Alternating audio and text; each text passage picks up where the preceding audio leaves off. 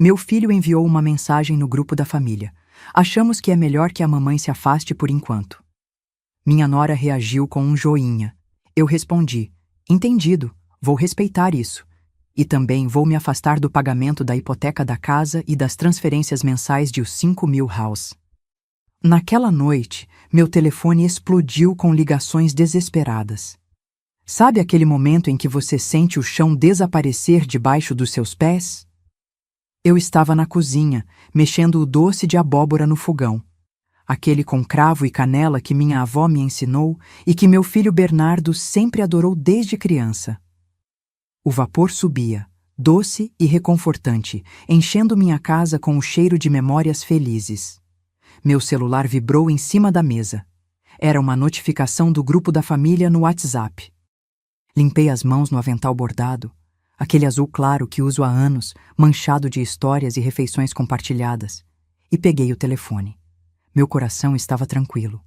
Talvez fosse Bernardo combinando o almoço de domingo ou minha neta Sofia mandando um desenho. Aos 68 anos, essas pequenas alegrias ainda faziam meu dia brilhar. Mas o que eu li naquela tela fez meu sangue gelar. Pessoal, decidimos que é melhor a mamãe se afastar por enquanto. Estamos passando por um momento delicado e precisamos de espaço. 47 palavras. Foi o que bastou para destruir 30 anos de sacrifício, de noites sem dormir, de unhas quebradas na máquina de costura, de sonhos engolidos para que os sonhos dele se realizassem.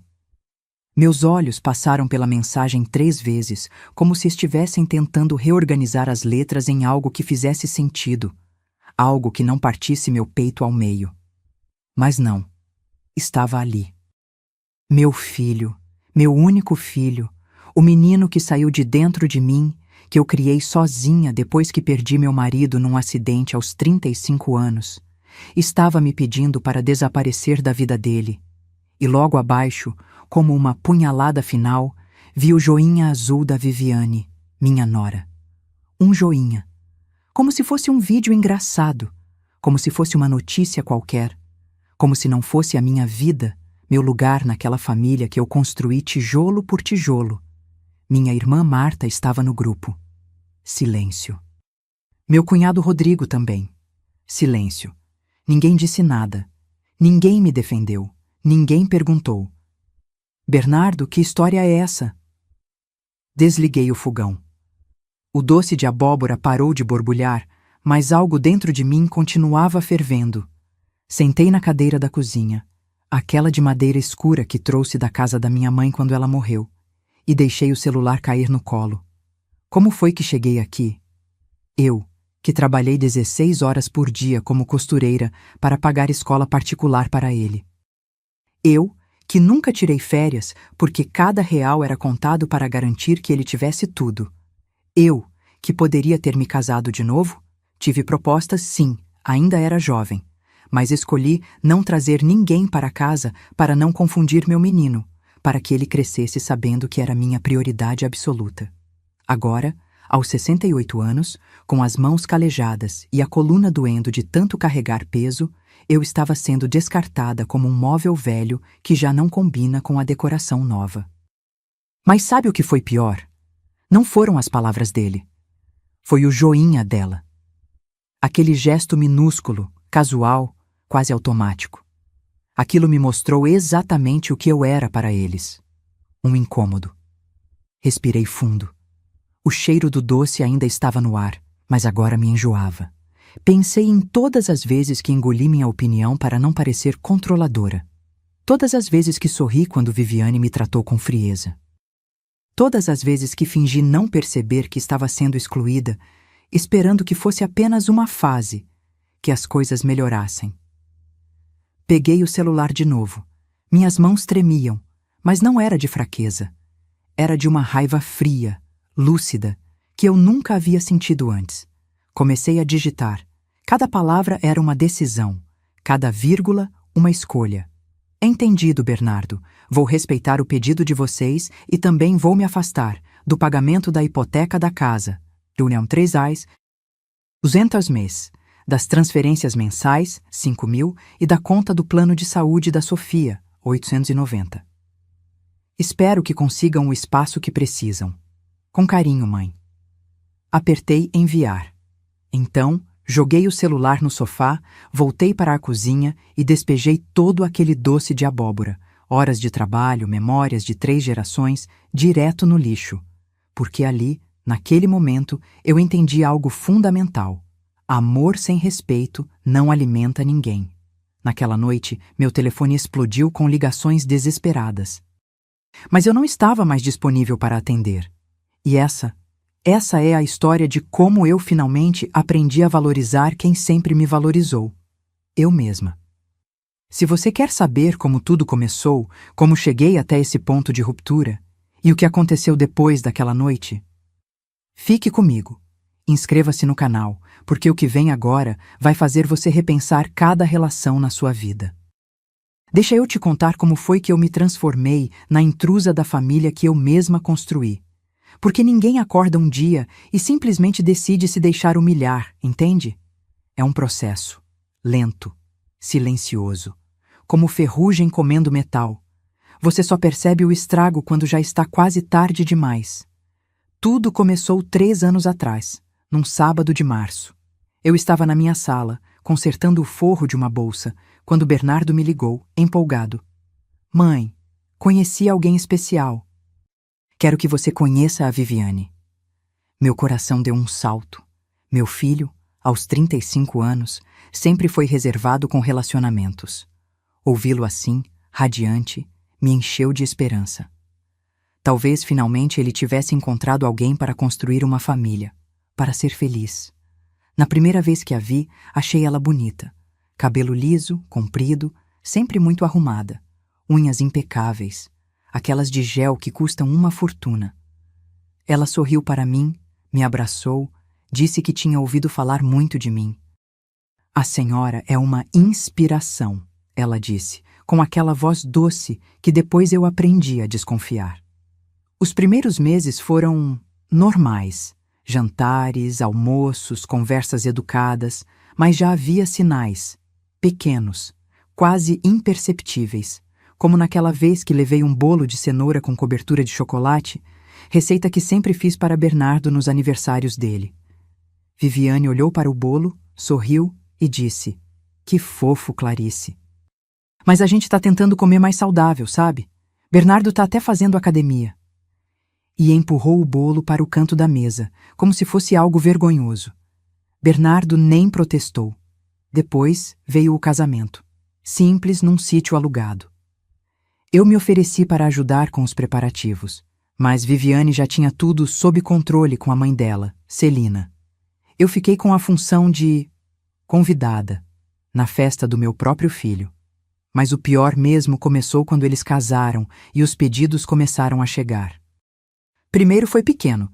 Mãe, você pode emprestar $800 para um curso online que a Vivi precisa fazer? É importante para a carreira dela. Dei o dinheiro sem pestanejar. Afinal, era minha nora, parte da família agora. 2 semanas depois. Mãe, a geladeira deles quebrou. Você pode ajudar com o 2.500? Ajudei. 1 mês depois. Mãe, o carro da Vivi deu problema. 3.200 marrares de conserto. Ajudei de novo. Eu sempre dizia sim. Sempre. Porque eu pensava, é meu filho. Se ele precisa, eu ajudo. É o que mães fazem. Mas aí veio o pedido. Bernardo apareceu aqui em casa numa quinta-feira à noite, com aquele jeito meio encabulado que ele tinha quando ia pedir algo grande. Sentou no sofá, mexeu nas mãos e finalmente soltou. Mãe, eu e a Vivi encontramos uma casa perfeita. É num condomínio fechado, seguro, 3 quartos, uma área boa para quando tivermos filhos, mas a gente está precisando de R$ 95.000 para a entrada. R$ 95.000. Meu estômago revirou. Era quase tudo que eu tinha guardado. O terreno que meu falecido marido, o Jorge, havia comprado nos anos 80, que valorizou com o tempo, era minha segurança, meu plano B, caso algo acontecesse comigo. Mas quando olhei nos olhos do meu filho, vi o Jorge ali. A mesma cor de mel, a mesma esperança. E pensei, para que eu quero segurança se não for para ajudar quem eu amo? Vendi o terreno. Dei os 95 mil. Bernardo me abraçou forte. Disse que eu era a melhor mãe do mundo, que eles nunca esqueceriam disso. Viviane mandou uma mensagem. Obrigada, sogra. A senhora é um anjo. 3 meses depois, eles se mudaram para a casa. Mas quando chegou a primeira parcela da hipoteca, 3.200 reais por mês, Bernardo me ligou, aflito. Mãe, a gente não tá conseguindo fechar as contas. A Vivi ainda não passou no concurso que ela estava estudando, e meu salário não dá para cobrir tudo sozinho. Você pode ajudar só por uns meses até a gente se organizar? Só por uns meses. Eu sabia que era mentira. No fundo, eu já sabia. Mas mães têm esse defeito. A gente acredita porque a gente quer acreditar. Assumi a hipoteca. E aí começaram as transferências mensais. Primeiro eram 2.000 reais para ajudar com as despesas da casa. Depois viraram a 3.500 reais. Depois 5.000 reais. Sempre com a mesma desculpa. Só até a gente se estabilizar. Eu me apertar. Cancelei meu plano de saúde e fiquei só com o básico do SUS. Parei de comprar roupa nova. Passei a comer mais arroz e feijão, menos carne. Mas eu mandava o dinheiro. Todo santo mês. Porque eu achava que estava investindo na felicidade do meu filho. Só que quanto mais eu dava, menos eu recebia de volta. Os almoços de domingo, que antes eram sagrados, começaram a espaçar. Mãe, a gente tá cansado, vamos ficar em casa hoje. Ou, mãe, a Vivi convidou a família dela, fica para a próxima. Quando eu ligava, Bernardo atendia correndo, sempre com pressa. Oi, mãe, tô no meio de uma coisa aqui, depois eu te ligo. E nunca ligava de volta. Quando Sofia nasceu, minha netinha linda, de olhos grandes e bochechas redondas, eu pensei que as coisas melhorariam. Mas piorou. Viviane não queria que eu ficasse pegando muito a bebê. Disse que era importante respeitar o espaço deles como pais. Eu, que criei um filho sozinha, agora precisava pedir permissão para segurar minha própria neta. E Bernardo? Bernardo só concordava com a cabeça. Sempre do lado dela. Foi assim, aos poucos, que eu deixei de ser mãe e virei caixa eletrônico, até que veio aquele jantar. O jantar que mudou tudo. Mas isso eu te conto melhor na próxima parte. Porque o que aconteceu naquela noite foi a gota d'água que transbordou um copo que eu nem sabia que estava cheio. 3 semanas antes daquela mensagem que destruiu tudo, eu recebi um convite que me encheu de esperança. A esperança boba de quem ainda acredita que as coisas podem melhorar. Viviane me ligou numa terça-feira à tarde. Clarice, a gente queria te convidar para jantar aqui em casa no sábado. Faz tempo que a gente não se vê direito, né? A voz dela estava estranhamente animada, quase forçada, mas eu não quis desconfiar. Fazia 4 meses que eu não pisava na casa deles. 4 meses desde que ficaram muito ocupados para me receber. Então aquele convite me pareceu uma trégua, um sinal de que talvez eu tivesse exagerado nos meus receios. Passei a semana toda preparando.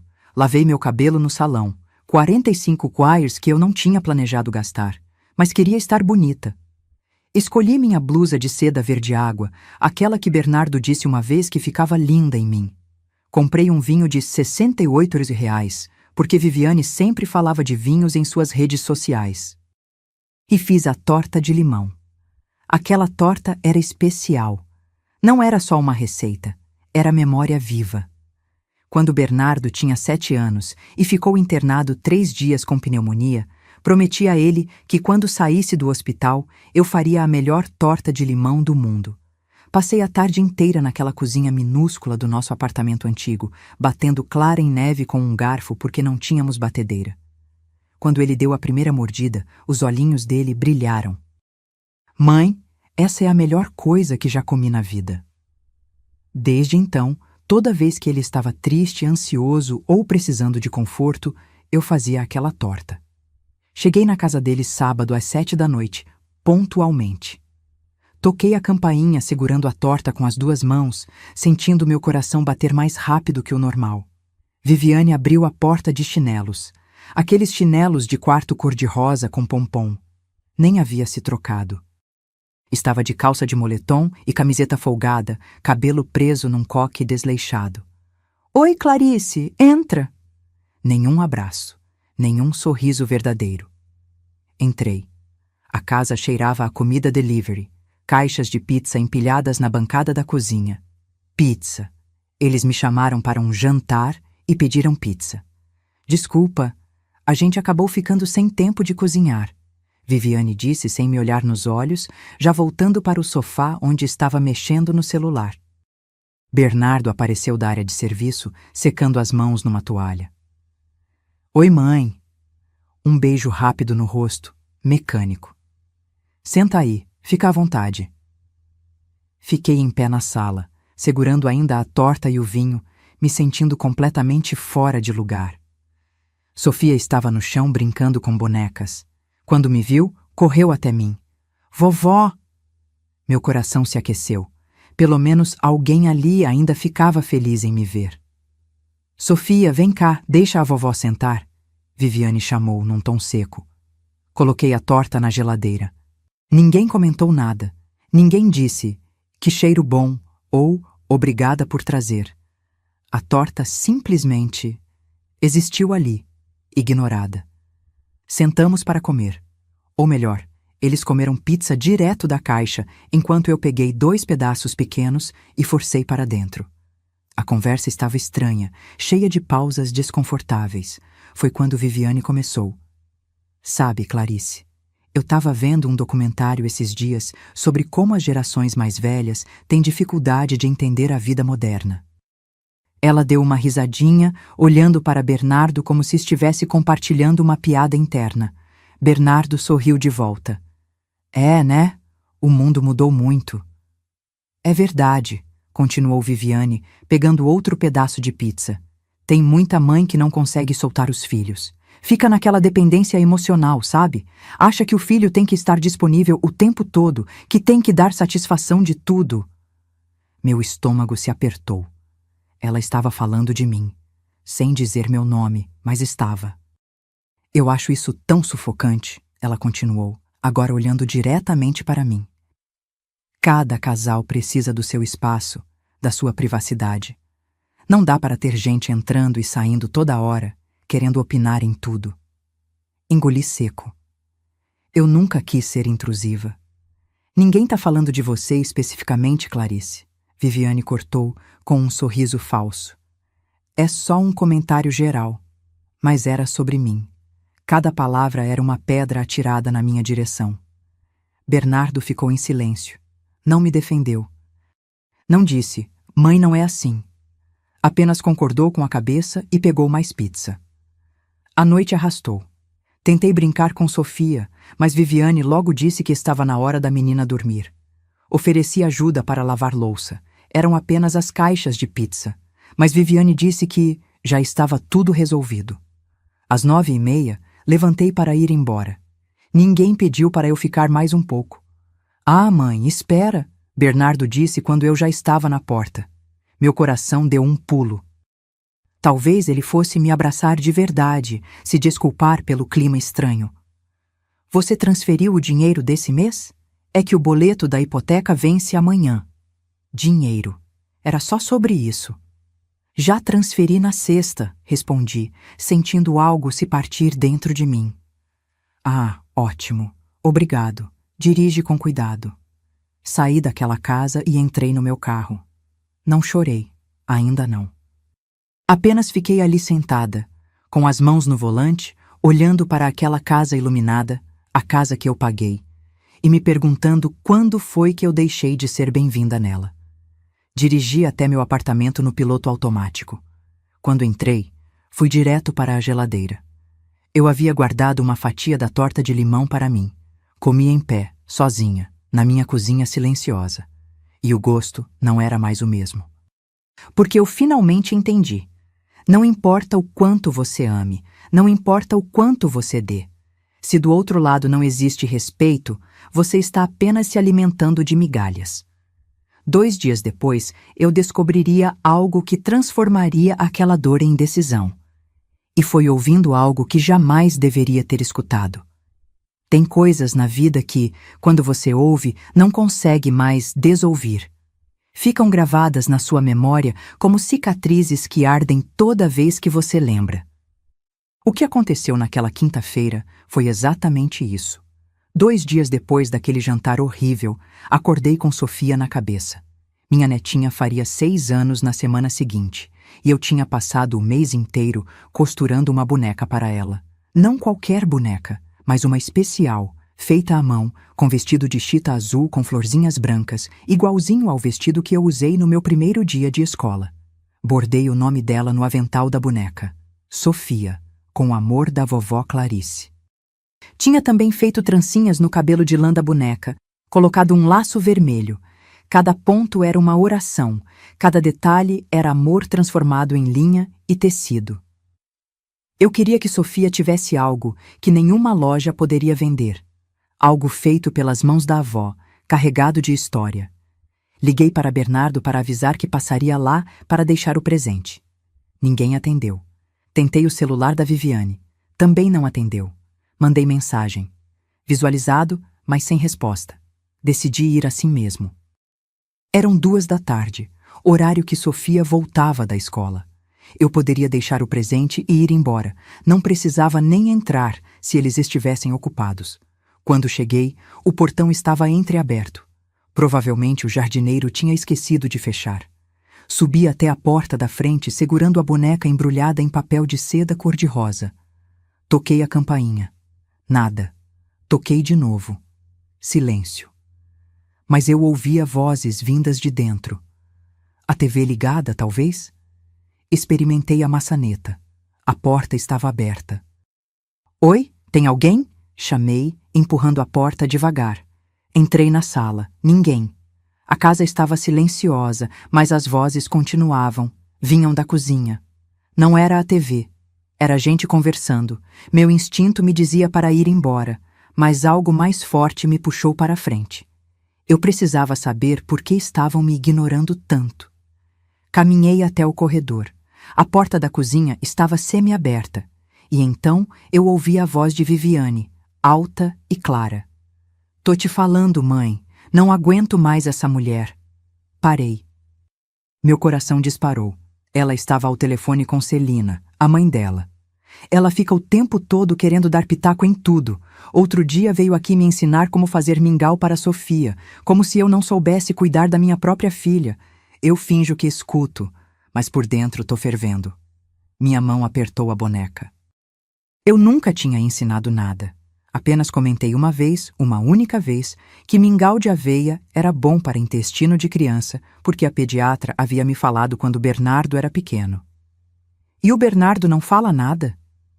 A voz de Celina ecoou pelo viva voz. Ah, ele fica naquela dele, sabe? Diz que é a mãe, que ela sempre foi assim, que a gente tem que ter paciência. A voz de Viviane destilava irritação. Mas paciência tem limite. A mulher paga a casa, paga as contas, aí acha que isso dá direito de controlar nossa vida. Minhas pernas começaram a tremer. Foi quando ouvi a voz do meu filho. Meu Bernardo. Vivi, desliga isso aí, depois você termina de falar com a Celina. Calma, já tô terminando. Ô mãe, te ligo mais tarde. Silêncio.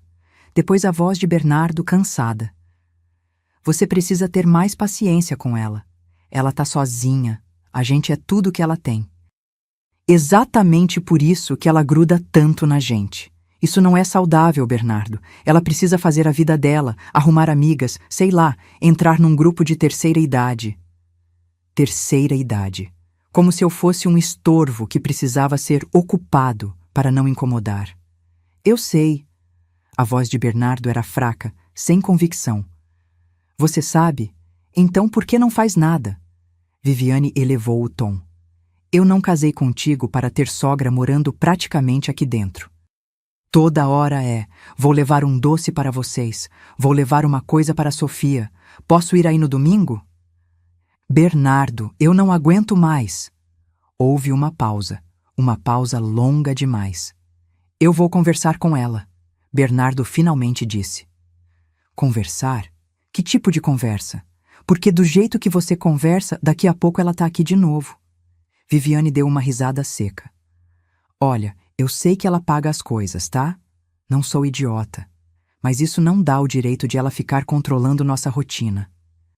E outra, ela que é peso morto nosso, não nós dela. Se ela não tivesse a gente, ia fazer o quê da vida? Ficar sozinha naquele apartamento velho contando dinheiro? Peso morto. Aquelas duas palavras explodiram dentro do meu peito como bomba. Eu, que trabalhei desde os 15 anos. Eu, que criei um filho sozinha. Eu, que vendi tudo o que tinha para dar conforto a eles. Eu era peso morto. Não fala assim, Vivi. A voz de Bernardo soou fraca, mas ele não discordou. Ele só pediu para ela não falar assim. Não que ela estivesse errada. Tô falando a verdade, e você sabe disso. Viviane abriu a geladeira. Eu ouvi o barulho. A gente precisa dar um jeito nisso. Ou ela entende que precisa dar espaço, ou o quê? Ou a gente vai ter que ser mais direto. Falar que ela precisa se afastar um pouco, para o bem dela também. Não consegui ouvir mais nada. Minha visão ficou embaçada. Dei 2 passos para trás, as pernas bambas, segurando a boneca contra o peito como se fosse um escudo. Saí daquela casa do mesmo jeito que entrei, invisível, indesejada, descartável. Entrei no carro e só ali, com as portas fechadas, é que desabei. Chorei como não chorava desde o enterro do Jorge. Chorei porque dói. Dói de um jeito que não tem remédio, descobrir que você significa tão pouco para quem você ama tanto. A boneca estava no meu colo. Aquele vestido de chita azul, aquelas trancinhas, aquele nome bordado com tanto carinho. Sofia, com amor da vovó Clarice. Levei a boneca de volta para casa. Ela nunca chegou nas mãos da minha neta. E durante 3 dias, 3 longos dias, eu me tranquei no meu apartamento e deixei uma coisa morrer dentro de mim. A ilusão de que eu ainda tinha um lugar naquela família. Mas sabe o que acontece quando algo morre dentro da gente? Às vezes, nasce outra coisa no lugar. E o que nasceu em mim foi algo que eu nunca imaginei que teria coragem de sentir. Clareza. 3 dias. Passei 3 dias trancada nesse apartamento sem comer direito, sem dormir direito, sem conseguir fazer nada além de remoer aquelas palavras. Ela que é peso morto nosso, não a gente dela. No primeiro dia, só chorei. Chorei até não ter mais lágrimas, até a garganta doer, até os olhos ficarem tão inchados que mal conseguia abri-los. Ignorei as ligações de Marta. Ignorei as mensagens do grupo da igreja. Ignorei o mundo inteiro. No segundo dia, a raiva veio. Uma raiva surda, que queimava por dentro como brasa esquecida. Andei de um lado para o outro da sala, conversando sozinha, repassando cada momento de humilhação, cada desfeita, cada vez que engoli minha dignidade e fingi que estava tudo bem. Peguei a boneca da Sofia que ainda estava em cima da mesa, aquela que levei e nunca entreguei, e quase a joguei no lixo. Mas não consegui, porque não era culpa dela. Não era culpa de uma criança de 6 anos que os adultos ao redor dela esqueceram o que é gratidão. No terceiro dia, algo mudou. Acordei às 5 da manhã. Não tinha dormido quase nada, mas quando abri os olhos, minha mente estava estranhamente clara. Levantei, fui até o banheiro e me olhei no espelho. O que vi me assustou. Uma mulher de 68 anos me encarava de volta, com rugas fundas ao redor dos olhos, cabelos brancos desgrenhados, ombros caídos. Mas não eram as marcas da idade que me assustaram. Era a expressão. Era derrota. Era resignação. Era desistência. E de repente, sabe o que eu vi naquele reflexo? Minha mãe. Minha mãe, Dona Irene, que criou 5 filhos na roça, sozinha depois que meu pai foi embora com outra. Ela trabalhou até os ossos doerem, até as mãos ficarem grossas de tanto lavar roupa no tanque, até a coluna entortar de tanto carregar peso. E sabe o que ela me disse uma vez, pouco antes de morrer? Clarice, nunca deixe ninguém te fazer sentir pequena, porque você não é. Você é a espinha dorsal da sua vida. E espinha dorsal não se curva, se quebra ou se sustenta. Escolhe. Olhei mais fundo no espelho e tomei minha decisão. Eu ia me sustentar. Saí do banheiro, sentei na mesa da cozinha e abri meu notebook velho, aquele que Bernardo me deu há 5 anos, dizendo que eu precisava entrar no mundo digital. Liguei e esperei carregar. As mãos ainda tremiam, mas não era mais de fraqueza, era de determinação. Fui no histórico do meu banco digital e comecei a imprimir. Cada comprovante de transferência, cada Pix enviado, cada pagamento de hipoteca. Organizei tudo por data, em pastas transparentes, como se estivesse montando um processo jurídico. Março de 2022, 3.200 reais de hipoteca, plus 2.000 reais de ajuda. Total, 5.200 reais abril de 2022, 3.200 reais de hipoteca, plus 2.500 reais de ajuda. Total, 5.700 reais maio de 2022, 3. 200 de hipoteca, plus 3.000 reais de ajuda. Total, 6.200 reais. Fui somando mês a mês, ano a ano. Os valores foram aumentando com o tempo. De 5.000 reais mensais para 8.000, às vezes 9.000, quando tinha emergências. Conserto de ar-condicionado, problema no carro, escola particular da Sofia. Quando cheguei no total final, meu estômago revirou. 267.000. 267.000 reais em 3 anos. Isso sem contar os 95.000 da entrada da casa.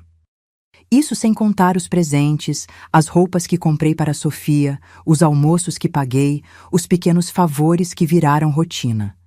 Imprimi o extrato completo, 42 páginas de comprovantes.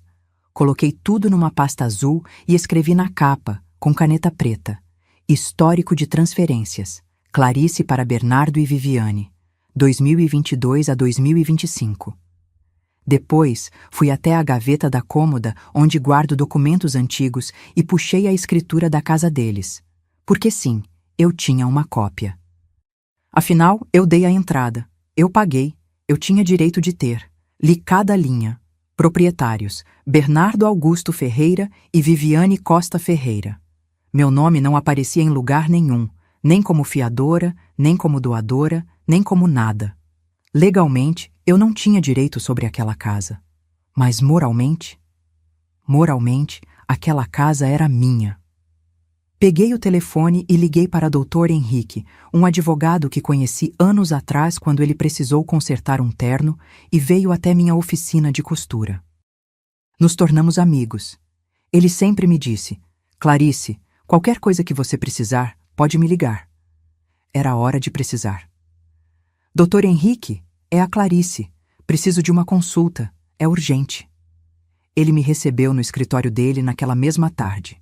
Mostrei os comprovantes, a escritura, contei toda a história. Ele me ouviu em silêncio, os óculos na ponta do nariz, folheando os documentos com atenção. Quando terminei, ele suspirou fundo. Clarice, legalmente falando, você tem 2 opções. Ou considera tudo como doação, e aí não tem como reaver, ou entra com uma ação de cobrança alegando que eram empréstimos não pagos. Mas eu nunca fiz contrato, nunca pedi para assinarem nada. Eu sei, mas os comprovantes estão todos aqui. E mais importante, existe um histórico de comunicação entre vocês? Ele me olhou por cima dos óculos. Mensagens, e-mails, áudios onde eles pediam o dinheiro? Peguei meu celular, abri o WhatsApp e comecei a rolar. Mãe, preciso de uma ajuda esse mês. Tá apertado aqui. Mãe, você pode depositar mais 1.500? Surgiu uma conta que não esperávamos. Mãe, obrigado pela ajuda. Assim que a gente se estabilizar, a gente devolve. A gente devolve. Essa promessa aparecia em pelo menos 10 mensagens diferentes. Devolve, devolve, devolve. Nunca devolveram. Aqui, mostrei para Dr. Henrique. Eles sempre diziam que iam devolver. Ele sorriu pela primeira vez. Então não eram doações. Eram empréstimos. E empréstimos precisam ser pagos. Passei as 2 horas seguintes naquele escritório montando um levantamento completo. Dr. Henrique foi claro. Eu podia entrar na justiça, mas seria longo, desgastante, doloroso. Ou eu podia fazer algo mais direto. Simplesmente pare de pagar, ele disse. Não tem contrato que te obrigue. A casa está no nome deles, não no seu. Você pode, a qualquer momento, decidir que não quer mais sustentar isso. E eles vão poder fazer alguma coisa? Nada. Absolutamente nada. O máximo que podem fazer é tentar te processar por quebra de acordo verbal. Mas com essas mensagens dizendo que iam devolver, você tem muito mais poder de acusá-los de inadimplência do que eles de te acusar de qualquer coisa. Saí daquele escritório com a pasta azul debaixo do braço e uma certeza no peito. Eu não era peso morto.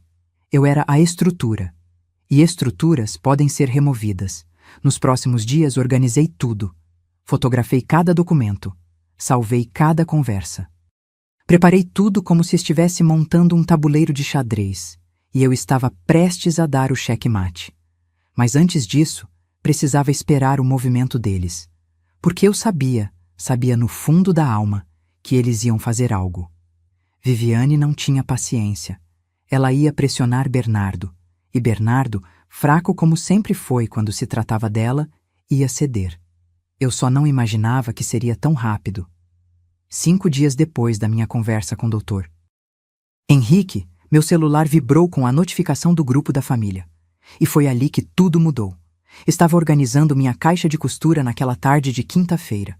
Linhas coloridas espalhadas na mesa, botões separados por tamanho, agulhas sendo testadas uma por uma. Era uma tarefa que eu fazia quase em transe, os dedos trabalhando sozinhos enquanto minha cabeça estava longe, planejando os próximos passos. Desde a conversa com o Dr. Henrique, eu tinha dormido melhor. Não porque a dor tivesse passado, mas porque agora eu tinha ação. E ação cura melhor que qualquer remédio. Meu celular estava na mesa, ao lado do rolo de linha branca. Quando vibrou, nem olhei de imediato. Achei que fosse propaganda, ou mensagem da igreja, ou Marta me mandando mais um vídeo de receita que ela sabia que eu nunca ia fazer. Mas aí vibrou de novo. E de novo. E de novo. Peguei o telefone. Eram notificações do grupo Família Ferreira. Aquele grupo que Bernardo criou quando Sofia nasceu, dizendo que seria para manter todo mundo conectado. Na prática, virou um espaço morto onde ninguém conversava de verdade, só mandava bom dia com florzinha e feliz aniversário. Abri o aplicativo e li. Pessoal, decidimos que é melhor a mamãe se afastar por enquanto. Estamos passando por um momento delicado e precisamos de espaço. Obrigado pela compreensão. Li 1 vez, 2 vezes, 3. As palavras começaram a dançar na tela. Minha visão embaçou. Senti algo estranho no peito. Não era dor, não era raiva. Era uma espécie de incredulidade misturada com alívio. Sim, alívio. Porque eles finalmente tinham arrancado a máscara. Rolei para baixo. Logo abaixo da mensagem de Bernardo, um joinha azul. Viviane Costa Ferreira reagiu com um joinha. Como se fosse um post sobre o clima. Como se não fosse a expulsão da mãe dele, da avó da filha dela, da mulher que sustentava aquela casa. Olhei para os outros membros do grupo. Marta estava lá. Rodrigo também. Minha prima, Helene. Ninguém tinha dito nada. Apenas silêncio. Aquele silêncio covarde de quem vê a injustiça acontecer e prefere fingir que não é com ele. Coloquei o celular de volta na mesa. Respirei fundo. As mãos não tremiam mais. Levantei, fui até a cozinha, peguei um copo de água e bebi devagar. Olhei pela janela, era uma tarde clara, com poucas nuvens, o tipo de dia que engana a gente fazendo parecer que está tudo bem no mundo. Mas não estava, e nunca mais estaria, não do jeito antigo. Voltei para a mesa, peguei o celular e comecei a digitar. Cada palavra era uma escolha consciente. Cada vírgula, um tijolo sendo colocado no muro que eu estava erguendo entre mim e eles. Entendido, Bernardo. Pausa. Respira. Vou respeitar o pedido de vocês. Outra pausa. Agora vem a parte boa. E também vou me afastar do pagamento da hipoteca da casa, 3.200 mês, das transferências mensais, 5.000, e da conta do plano de saúde da Sofia, 890. Mais uma linha. Espero que consigam o espaço que precisam. E, finalmente, com carinho, mãe. Reli 3 vezes antes de apertar enviar. Queria ter certeza de que cada palavra estava perfeita, objetiva, educada, implacável. Apertei enviar. O tique duplo azul apareceu quase imediatamente. Visualizado. Coloquei o celular no modo silencioso, virei de tela para baixo e voltei para minha caixa de costura. Peguei uma linha azul e comecei a enfiar na agulha. Minhas mãos estavam firmes. Meu coração estava tranquilo, porque pela primeira vez em 3 anos eu tinha feito algo por mim. 15 minutos se passaram. Meia hora. 1 hora. Às 7 da noite, decidi jantar. Fiz um omelete simples com queijo e tomate, sentei na mesinha da cozinha e comi em paz, mastigando devagar, saboreando cada garfada. Não liguei a TV. Não coloquei música. Apenas o silêncio. E aquele silêncio, pela primeira vez em muito tempo, não estava pesado de solidão. Estava leve de liberdade. Às 9h30, fui tomar banho. Deixei o celular na sala, ainda de tela para baixo. Demorei no chuveiro, deixando a água quente lavar não só o corpo, mas também 3 anos de humilhação acumulada. Quando saí, me sequei com calma, passei creme nas mãos, aquele de lavanda que eu sempre comprava, mas raramente usava porque tinha que economizar, e vesti meu pijama mais confortável. Era quase 11 da noite quando voltei para a sala, e foi aí que eu vi. O celular estava vibrando. Literalmente vibrando na mesa, andando de lado com tanta notificação, chegando ao mesmo tempo. A tela iluminava e apagava, como um coração em pânico. Peguei o telefone. 47 chamadas perdidas. 23 de Bernardo, 15 de Viviane, 9 de número desconhecido. Provavelmente eles ligando de outro telefone quando viram que eu não atendia. E as mensagens? Meu Deus, as mensagens. Bernardo, 23:47. Mãe, preciso falar com você, urgente. Bernardo, 23:49. Mãe, por favor atende. Bernardo, 23:52. Mãe, não faz isso. Bernardo, 23:55. Mãe, eu não quis dizer aquilo daquele jeito. Bernardo, 23:58. A gente precisa conversar, isso foi um mal-entendido. Depois vieram as de Viviane. Viviane, 00003. Clarice, acho que houve um mal-entendido. Viviane, 00008. A gente só pediu um tempo, não era para você parar de ajudar. Viviane, 00015. Mais de Bernardo. Podemos conversar com Bernardo, calma amanhã? 0022. Mãe, pelo amor de Deus, atende o telefone. Bernardo, 0031. Mãe, a gente não vai conseguir pagar a hipoteca sem sua ajuda. Bernardo, 0044. Por favor, não faz isso com a gente. Sentei no sofá e li cada mensagem, uma por uma, sem pressa, sentindo o gosto doce e amargo daquele momento. Doce porque finalmente, eles estavam sentindo o peso da realidade. Amargo porque tudo o que eles se importavam era com o dinheiro. Não com a mãe que eles expulsaram. Não com a avó que eles afastaram da neta.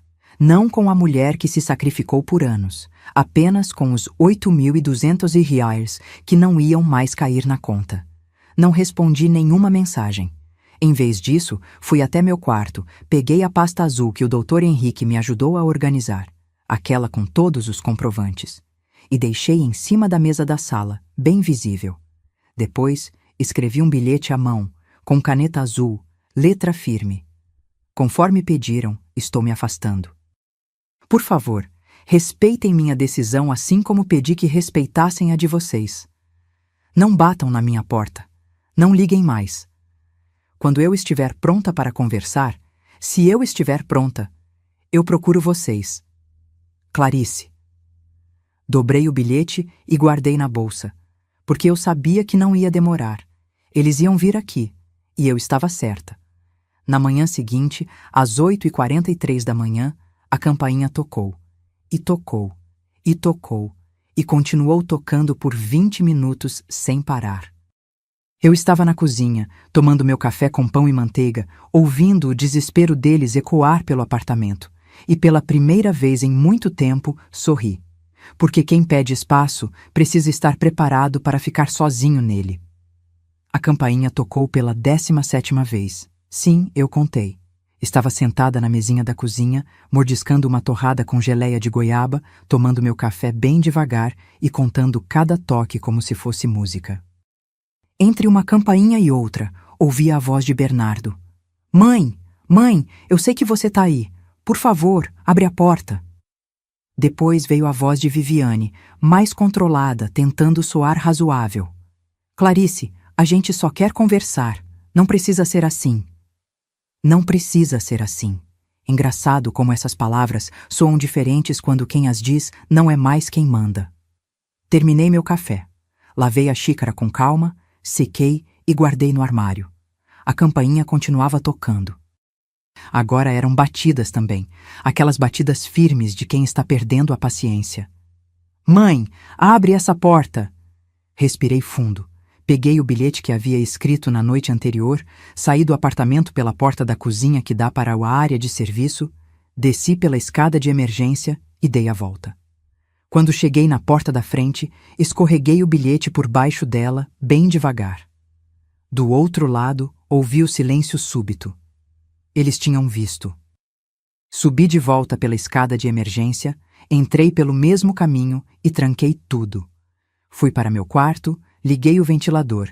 Estava um calor danado. E me deitei na cama com um livro que Marta me emprestou há meses e que eu nunca tinha tido tempo de ler.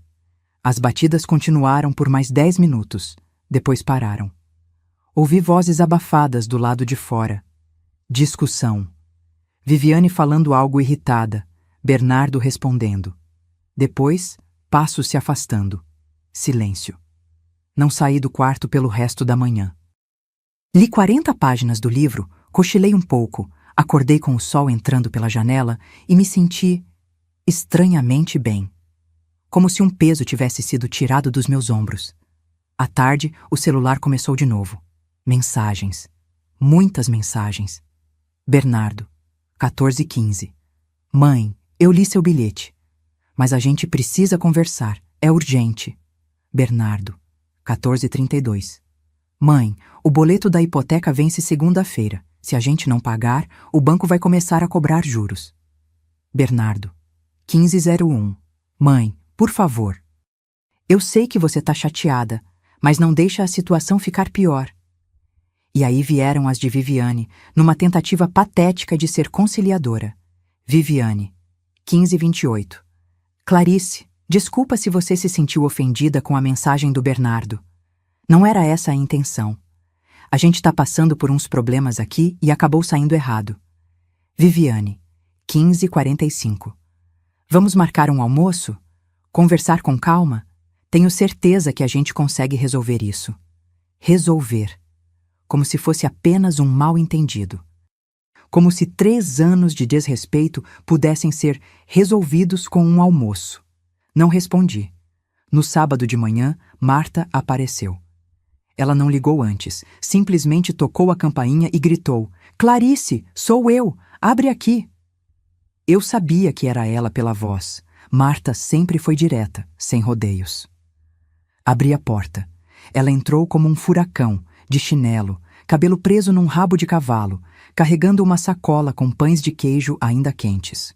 Vim tomar café com você e quero saber de tudo. Passou direto por mim e foi para a cozinha.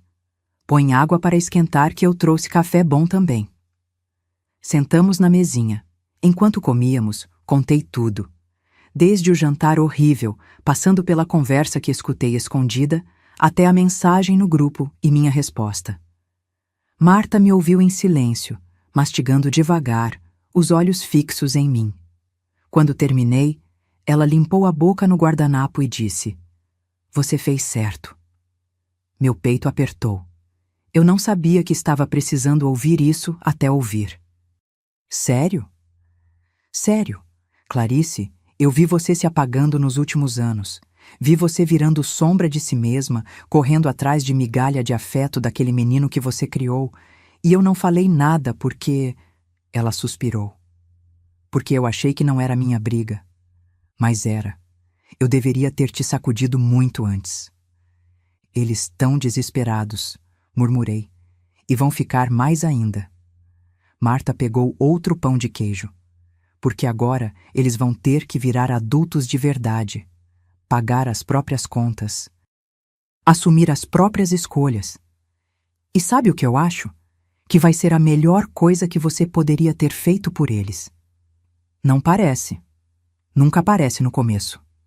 Ela me olhou com aquela seriedade que só irmã mais velha tem. Mas daqui a um tempo, quando a poeira baixar, talvez, só talvez, eles entendam o tamanho da mulher que você é. Marta ficou comigo o resto da manhã. Assistimos um filme ruim na TV, rimos de coisas bobas, comemos brigadeiro direto da panela. E pela primeira vez em meses, eu me senti leve. Quando ela foi embora, à tarde, me abracou apertado e sussurrou no meu ouvido: "Não volta atrás, Clarice. Promete." "Prometo." Mas a verdade, eu ainda não sabia se ia conseguir manter essa promessa, porque por mais que minha cabeça estivesse firme, meu coração ainda sangrava. No domingo, eles tentaram de novo. Dessa vez, mandaram Sofia. Ouvi a vozinha dela pela interfone. "Vovó, sou eu, Sofia. Papai disse que você tá triste. Eu trouxe um desenho para você." Meu coração despedaçou. Apertei o botão. "Oi, meu amor. A vovó não tá se sentindo bem hoje, tá? Mas eu adorei saber que você fez um desenho. Pede para o papai te trazer outro dia." "Você tá doente, vovó?" Fechei os olhos. "Não, querida, só cansada, mas logo a vovó melhora." "Tá bom, eu te amo."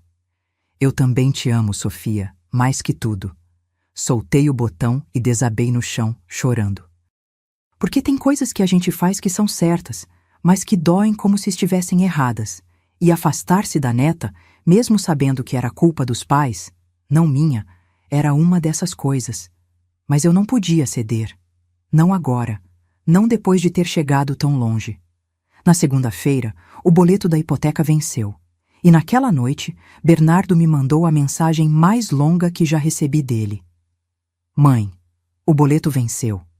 A gente não tem como pagar. Eu tentei um empréstimo no banco e não aprovaram. A Viviane tá desesperada. Sofia perguntou por você 3 vezes hoje e eu não sei o que responder. Mãe, eu sei que eu errei, eu sei que magoei você, mas por favor não faz isso, não deixa a gente perder a casa. Não por orgulho, por favor." Não por orgulho. Ele achou que era orgulho. Digitei devagar. "Não é orgulho, Bernardo. É dignidade. Vocês pediram espaço. Eu dei. Vocês disseram que eu era peso morto. Eu escutei. Agora vocês precisam entender que respeito não se pede, se conquista. E quando se perde, às vezes não volta mais." Enviei e desliguei o celular. Naquela noite, chorei de novo, mas dessa vez era um choro diferente. Não era de desespero, era de luto, porque eu estava enterrando a mãe que eu fui e dando espaço para a mulher que eu precisava me tornar. E essa mulher? Ela não aceitava mais migalhas. Uma semana se passou. 7 dias de silêncio pesado, de celular que eu deixava desligado na maior parte do tempo, de noites em que eu acordava no meio da madrugada me perguntando se tinha feito a coisa certa. Naquela quarta-feira, eu estava na sala dobrando roupa quando a campainha tocou. Olhei pelo olho mágico e vi Marta, mas o rosto dela estava diferente. Tenso, nervoso. Abri a porta. "Precisamos conversar", ela disse, entrando sem esperar convite. "E você não vai gostar do que vou te contar." Meu estômago revirou. "Aconteceu alguma coisa com Sofia?" "Não. A menina tá bem, mas..." Marta passou a mão no rosto cansada. "Senta, Clarice, por favor." Sentamos no sofá. Ela ficou mexendo nas mãos por um momento, claramente escolhendo as palavras certas. "Lembra que eu não comentei nada quando o Bernardo mandou aquela mensagem no grupo?" "Lembro. É que eu fiquei chocada demais para reagir na hora, mas depois eu fiquei puta, com raiva mesmo. Então, na sexta-feira passada, eu liguei para a Viviane." Marta me olhou direto nos olhos. Queria entender o que diabos tinha acontecido para eles fazerem aquilo com você. Meu coração começou a bater mais rápido. E aí ela se abriu comigo. Porque acho que a Viviane me vê como aliada, sabe? Sempre fui educada com ela, nunca me meti. Então ela achou que eu ia ficar do lado deles. E o que ela disse? Marta respirou fundo. Ela disse que aquele papo de momento delicado era mentira. Não tinha momento delicado nenhum. O que tinha era um plano. Senti meu sangue gelar. Que tipo de plano?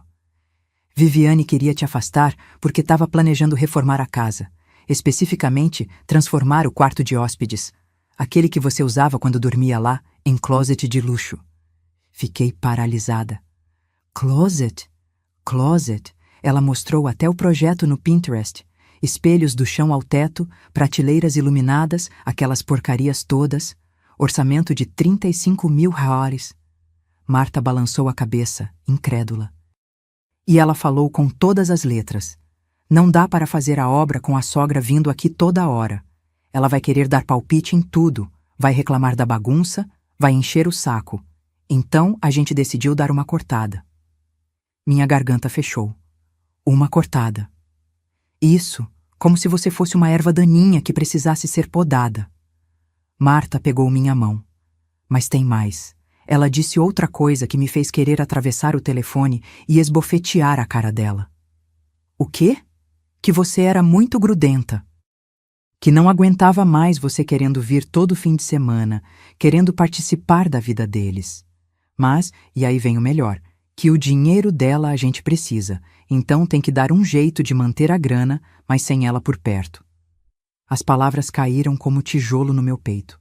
Manter a grana sem mim por perto, como se eu fosse uma torneira que eles podiam abrir e fechar quando quisessem, mas sem ter que aguentar o barulho da água pingando. Ela literalmente disse isso? Minha voz saiu rouca. Palavra por palavra. E sabe o que mais? Eu fui investigar. Marta puxou o celular da bolsa e começou a mexer. Porque alguma coisa não estava fazendo sentido. Eles diziam que estava apertado, que não tinha dinheiro. Mas a Viviane vive postando foto em restaurante caro, com roupa nova, unha feita. Ela virou o celular para mim. Era o Instagram da Viviane. Foto de uma mesa cheia de comida japonesa. Celebrando a sexta-feira, dizia a legenda. Rolou mais. Outra foto. Viviane com uma bolsa de marca, sorrindo. Presentinho para mim mesma. Mais uma. Ela e Bernardo num bar, drinks coloridos na mesa. Noite de casal é sagrada. Isso aqui é dos últimos 2 meses, Marta disse. Enquanto eles choravam que não tinham dinheiro, olha o que estavam fazendo. Comecei a somar mentalmente. Aquele restaurante japonês, no mínimo 400 reais para 2 pessoas. A bolsa, reconheci a marca, não saia por menos de 2.500. As saídas constantes? Cada uma delas custava fácil 600 euros, 800 euros. Eles estavam torrando o dinheiro que eu mandava, sussurrei. Exatamente, e tem mais. Marta me mostrou outra foto, essa de 3 semanas atrás. Viviane numa loja de decoração segurando amostras de tecido. A legenda, escolhendo os detalhes do meu sonho que tá virando realidade. O closet. Ela já estava planejando aquele maldito closet mesmo antes de me expulsar. Marta, como você descobriu tudo isso? Porque eu prestei atenção no que ela não disse. Marta guardou o celular. Quando conversei com ela, perguntei se eles precisavam de ajuda financeira, se estava muito apertado. Sabe o que ela respondeu? Ah, não é tão ruim assim, só precisa de um ajuste. Ajuste. A mulher que, segundo o Bernardo, não consegue nem pagar a hipoteca, disse que era só um ajuste. Meu sangue ferveu. Tudo aquilo foi planejado. Não foi um momento de raiva, não foi estresse. Foi calculado. Friamente calculado. Tem mais uma coisa, Marta disse, hesitante. E essa vai doer. Fala. O Bernardo, ele sabia de tudo, desde o começo. Ela suspirou. A Viviane deixou escapar. Disse que conversou com o Bernardo e ele concordou que vocês precisavam de espaço. Ela usou vocês, Clarice. Os 2. Juntos.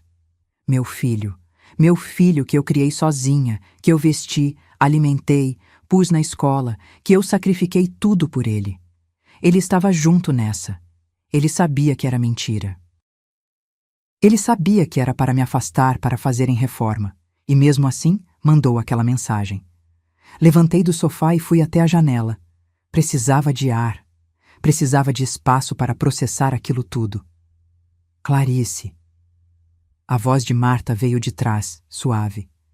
Eu sei que dói, mas você precisava saber a verdade. Virei para ela. Obrigada. Obrigada por me contar. O que você vai fazer? Olhei para minha irmã, essa mulher que sempre esteve do meu lado, que nunca me julgou, que agora estava aqui, me trazendo a verdade nua e crua, mesmo sabendo que ia me partir. Nada, respondi. Vou continuar fazendo exatamente o que estou fazendo. Nada. Você não vai confrontar eles? Para quê? Para ouvir desculpas esfarrapadas? Para eles inventarem mais mentiras? Balancei a cabeça. Não. Eles cavaram o próprio buraco. Agora vão ter que descobrir como sair dele. Marta assentiu devagar. E se eles perderem a casa? Essa pergunta ficou suspensa no ar. Pesada. Real. Então vão aprender. Falei firme. Vão aprender que quando você morde a mão que te alimenta, uma hora você passa fome. Marta ficou mais um pouco, mas eu mal ouvia o que ela dizia. Minha cabeça estava em outro lugar. Estava pensando naquele closet de 35 mil réis, naqueles jantares caros, naquelas bolsas de marca. Tudo bancado por mim. Tudo enquanto me diziam que estava apertado. Tudo enquanto me tratavam como estorvo. Naquela noite, não consegui dormir. Fiquei na sala, na escuridão, olhando para o teto, deixando a raiva e a dor se transformarem em algo mais sólido. Determinação. Porque agora não era mais sobre dinheiro, nem sobre casa, nem sobre orgulho. Era sobre algo muito maior. Era sobre ensinar que amor sem respeito é vampirismo. E que eu não estava mais disponível para ser sugada. Eles queriam espaço? Iam ter todo o espaço do mundo. E junto com ele, iam ter todas as consequências. 2 meses se passaram. 60 dias de silêncio absoluto da minha parte. 60 dias em que o mundo deles começou a desmoronar. E eu apenas observei. Não foi fácil. Teve noites em que segurei o telefone com a mão tremendo, quase digitando: "Tá bom, vamos conversar." Teve manhãs em que acordei com o peito apertado, pensando na Sofia, me perguntando se ela estava sentindo minha falta, se estava confusa, se estava bem. Mas toda vez que fraquejava, eu lembrava. Lembrava da palavra peso morto. Lembrava do joinha azul. Lembrava do closet de 35 mil reais que valia mais do que minha presença. E ficava firme. Marta me mantinha informada, não porque eu pedisse, mas porque ela achava que eu tinha o direito de saber o estrago que minha ausência estava causando. Na primeira semana, Bernardo tentou negociar com o banco. Pediu prorrogação do boleto. Conseguiram 5 dias a mais. Pegaram empréstimo com a mãe da Viviane, a Celina. 3.200 urrários para cobrir a hipoteca. Mas só a hipoteca. O resto das contas ficou descoberto. Na segunda semana, cortaram a TV a cabo. Depois, a academia da Viviane. Depois, os jantares fora. Na terceira semana, o banco negou o pedido de empréstimo de Bernardo. Histórico de crédito comprometido, disseram. Viviane tentou parcelar a fatura do cartão e descobriu que estava no limite. Começaram a brigar. Marta ouviu falar através de uma prima da Viviane que eles estavam em crise. Bom, que sentissem o gosto da crise que eu vivi por 3 anos, me espremendo para sustentar a vida confortável deles. Na quarta semana, não conseguiram pagar a segunda parcela da hipoteca. O banco enviou notificação. Mais uma falta e o processo de execução começaria. Foi quando Bernardo apareceu aqui de novo. Era um sábado à tarde, quase 3 da tarde. Eu estava lendo na varanda quando a campainha tocou. 3 toques curtos, hesitantes. Olhei pelo olho mágico. Era ele, sozinho, sem a Viviane. E o que eu vi me chocou. Meu filho, sempre tão arrumado, sempre de roupa passada e cabelo no lugar, estava destruído. Olheiras profundas, barba por fazer, camisa amarrotada. Parecia que tinha envelhecido 10 anos em 2 meses. Algo dentro de mim se moveu. Aquele instinto de mãe, aquela coisa antiga e profunda que quer proteger, quer acolher, quer consertar. Mas eu não abri a porta. Fiquei ali, do outro lado, vendo através do vidro distorcido do olho mágico enquanto ele esperava. Ele tocou de novo. Depois, encostou a testa na porta. Mãe, eu sei que você tá aí. Por favor, só me escuta. Silêncio. Eu estraguei tudo. Eu sei disso. Eu não tenho desculpa. A voz dele estava quebrada, rouca. A Vivi. A gente não tá bem. Ela tá culpando a mim, eu tô culpando ela, e no meio disso tudo tem a Sofia perguntando por que a vovó não vem mais. Meu peito apertou com a menção da minha neta. A gente não conseguiu pagar a hipoteca de novo. O banco vai executar a casa, mãe. A gente vai perder tudo. Eu não sei mais o que fazer. Ele esperou. Eu continuei em silêncio. Eu sei que não tenho o direito de pedir nada. Eu sei que te tratei como se você não importasse. Mas, mãe, você é tudo que eu tenho. Sempre foi. E eu fui idiota demais para ver isso. Lágrimas escorreram pelo meu rosto. Mas ainda assim, não abri a porta. Porque havia uma diferença entre perdoar e voltar a ser usada. E eu não tinha certeza ainda de onde estava essa linha. Tá bom, ele disse depois de um longo silêncio. Eu entendo. Eu só queria que você soubesse que eu sinto muito. De verdade. Ouvi os passos dele se afastando. Ouvi o elevador chegar. Ouvi a porta se fechar. E aí, só aí, eu desabei no chão e chorei. Porque por mais que ele estivesse sofrendo, por mais que meu coração de mãe sangrasse vendo meu filho assim, uma parte de mim, a parte que tinha sido esmagada, humilhada, descartada, sussurrava: ele precisa aprender. Ele precisa entender o que fez. Uma semana depois, Marta me ligou. Eles se separaram. Segurei o telefone mais forte. Como assim? Viviane pediu divórcio. Disse que não aguenta mais a pressão, que a culpa é do Bernardo por estragar a relação com a sogra que pagava tudo, que ela não casou para passar aperto. Meu estômago revirou. E a Sofia? Fica com o Bernardo durante a semana, com a Viviane nos fins de semana.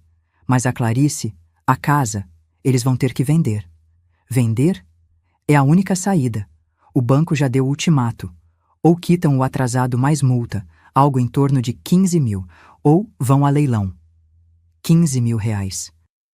Uma ninharia perto dos 267 mil rahars que eu já tinha colocado ali. E o Bernardo? Arrasado. Segundo a prima da Viviane, ele tá morando ainda na casa, mas mal consegue sair da cama. Pediu afastamento do trabalho por depressão. Desliguei o telefone e fiquei olhando para uma parede. Meu filho estava em depressão. Meu filho estava perdendo tudo. E uma parte de mim queria correr até lá, abraçá-lo, dizer que estava tudo bem, que eu resolvia.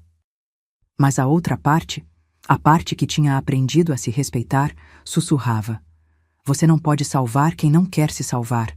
Você não pode amar por dois. Passei os próximos dias em conflito interno, até que numa quinta-feira à noite recebi uma mensagem. Não de Bernardo, de Sofia. Era um áudio. A vozinha dela, doce e pequena. Vovó, o papai me deixou te mandar mensagem. Ele tá muito triste. Ele chora todo dia. E eu também tô triste porque você não vem mais me ver. Você não gosta mais de mim, vovó? Meu mundo parou. Você não gosta mais de mim? Aquela criança de 6 anos, inocente, achando que tinha feito algo errado, achando que eu tinha deixado de amá-la. Naquela noite, pela primeira vez em 2 meses, peguei o telefone e liguei para Bernardo. Ele atendeu no primeiro toque. Mãe? A voz dele estava embargada, esperançosa. Vamos conversar, falei. Mas não na sua casa, no meu apartamento. Amanhã, 3 da tarde, sozinho. Eu vou, mãe. Obrigado por... Desliguei antes que ele terminasse, porque eu ia conversar sim, ia ouvir o que ele tinha a dizer, mas dessa vez seria nos meus termos, na minha casa, com as minhas condições. E se ele quisesse uma segunda chance, ia ter que fazer por merecer. Porque amor de mãe é infinito, mas respeito próprio, esse não se negocia. E eu tinha aprendido, da forma mais dolorosa possível, que sem respeito, até o maior amor do mundo vira prisão. E eu tinha escolhido a liberdade. Agora era hora de ver se ele escolheria a responsabilidade. Bloco 10. O recomeço e a lição. Sexta-feira, 3 da tarde em ponto. A campainha tocou. Eu estava sentada na mesma cadeira onde costumo trabalhar, as mãos cruzadas no colo, a coluna ereta. Tinha ensaiado mentalmente aquela conversa umas 20 vezes desde a noite anterior. Sabia exatamente o que ia dizer, como ia dizer e, principalmente, o que não ia aceitar. Abri a porta. Bernardo estava ali, com uma sacola de papel na mão. Dentro dela, reconheci pelo cheiro, doce de abóbora, aquele que eu sempre fazia para ele. Oi, mãe. A voz dele saiu baixa, quase um sussurro. Entra. Ele entrou devagar, como se estivesse pisando em terreno sagrado. Olhou ao redor, para a sala que conhecia desde criança, para os quadros na parede, para o sofá onde assistíamos TV juntos aos domingos. Como se estivesse vendo tudo pela primeira vez. Senta, indiquei a poltrona à minha frente. Ele sentou, colocou a sacola na mesinha de centro. Eu tentei fazer do jeito que você faz. Não ficou igual, mas... Bernardo, cortei, firme. Não foi doce de abóbora que te trouxe aqui. Ele engoliu seco. Eu sei. Então fala o que você veio falar. Ele respirou fundo, as mãos tremendo. Eu passei os últimos 2 meses no inferno, mãe. Não por causa da casa, não por causa do dinheiro, mas porque eu finalmente entendi o que eu fiz com você. Fiquei em silêncio, deixando ele continuar. A Viviane. Quando tudo começou a desmoronar, quando o dinheiro acabou, ela mostrou quem realmente era. Me culpou por tudo. Disse que eu era fraco, que eu tinha estragado tudo ao deixar você ir embora. Como se você fosse um investimento que eu devia ter segurado melhor. Ouvi aquilo e senti uma pontada, mas deixei ele falar. E foi aí que eu percebi. Ela nunca te respeitou. E pior, eu deixei. Eu vi ela te tratando mal, fazendo comentários, te excluindo. E eu não fiz nada. Porque era mais fácil concordar com ela do que te defender. Por quê? Minha voz saiu mais dura do que pretendia. Por que era mais fácil? Ele baixou a cabeça. Porque eu sou covarde, mãe. Sempre fui. Você criou um homem fraco. Ou melhor, você criou um homem forte, mas eu escolhi ser fraco. Aquelas palavras ficaram suspensas entre nós. Quando a gente mandou aquela mensagem no grupo, eu achei que estava sendo maduro, sabe? Colocando limites, criando independência. Mas a verdade é que eu estava apenas sendo cruel e conveniente. Ele finalmente me olhou nos olhos, porque era mais fácil te afastar do que enfrentar a Viviane. E o closet? Perguntei. Os 35 mil que vocês iam gastar? Enquanto diziam que estava apertado? O rosto dele empalideceu. Você sabe? Eu sei de tudo, Bernardo. Da reforma, dos restaurantes caros, das bolsas de marca. Eu sei que vocês torraram o dinheiro que eu mandava enquanto me faziam de boba. Ele cobriu o rosto com as mãos. E começou a chorar. Não aquele choro contido de homem adulto. Era um choro de criança, soluçante, desesperado. Eu sinto muito, mãe. Eu sinto tanto. Parte de mim queria levantar, abraçá-lo, dizer que estava tudo bem. Mas a outra parte, a parte que tinha aprendido a se valorizar, me segurou firme naquela cadeira. Sinto muito não resolve, Bernardo. Sinto muito não devolve 267 mil. Sinto muito não apaga as palavras peso morto. Sinto muito não cura a humilhação. Ele levantou o rosto vermelho, molhado de lágrimas. Eu sei. Eu sei que não tenho como consertar isso. Mas, mãe, eu preciso tentar. Preciso que você saiba que eu aprendi. Aprendeu o quê? Que família não é sobre dinheiro. Que amor não é conveniente. Que você Você foi a única pessoa na minha vida inteira que sempre esteve lá. Sempre. E eu joguei isso fora por quê? Por uma mulher que me deixou na primeira dificuldade? Por uma casa que agora vou perder mesmo? Por um estilo de vida que nunca foi sustentável? Respirei fundo. E o que você quer de mim agora? Perdão, ele disse simples assim. Só perdão. Não tô pedindo dinheiro. Não tô pedindo que você salve a casa. Só tô pedindo uma chance de reconquistar sua confiança. Mesmo que leve anos. Mesmo que eu nunca consiga totalmente. Levantei da cadeira. Fui até a janela. Olhei para a rua lá embaixo. Pessoas andando, vivendo suas vidas, cada uma com seus dramas invisíveis. Bernardo, você sabe qual foi a pior parte de tudo isso? Qual? Não foi o dinheiro, não foi a ingratidão. Foi perceber que eu tinha me perdido, que eu tinha deixado de ser Clarice, a mulher que criou um filho sozinha, que trabalhou até os dedos sangrarem, que sempre teve dignidade, para virar apenas a mãe do Bernardo. Aquela que existia só para servir, só para dar, só para desaparecer quando não fosse mais conveniente. Virei para ele. E quando você me expulsou, sabe o que aconteceu? Eu me reencontrei. Ele ficou me olhando, lágrimas ainda escorrendo. Eu voltei a fazer aulas de pintura. Comecei a sair com as amigas da igreja. Comi em restaurantes sozinha pela primeira vez na vida e descobri que é bom. Comprei um vestido novo. Li 4 livros. Viajei para a praia com a Marta. Sorri, mas era um sorriso triste. Eu vivi, Bernardo. Pela primeira vez em anos, eu simplesmente vivi. Sem me preocupar se alguém precisava de mim, se alguém ia me ligar pedindo ajuda, se eu tinha que economizar mais 500 HORs porque vocês podiam precisar. Mãe, eu te perdoo, falei, e vi o alívio inundar o rosto dele. Mas perdoar não significa esquecer, e não significa voltar a ser quem eu era. Eu entendo. Não sei se você entende. Voltei para a cadeira, sentei. Vou te fazer uma proposta, e você vai aceitar ou recusar. Não há negociação. Ele assentiu tenso. Os 267 mil reais que eu coloquei na sua vida nesses 3 anos, mais os 95 mil reais da entrada.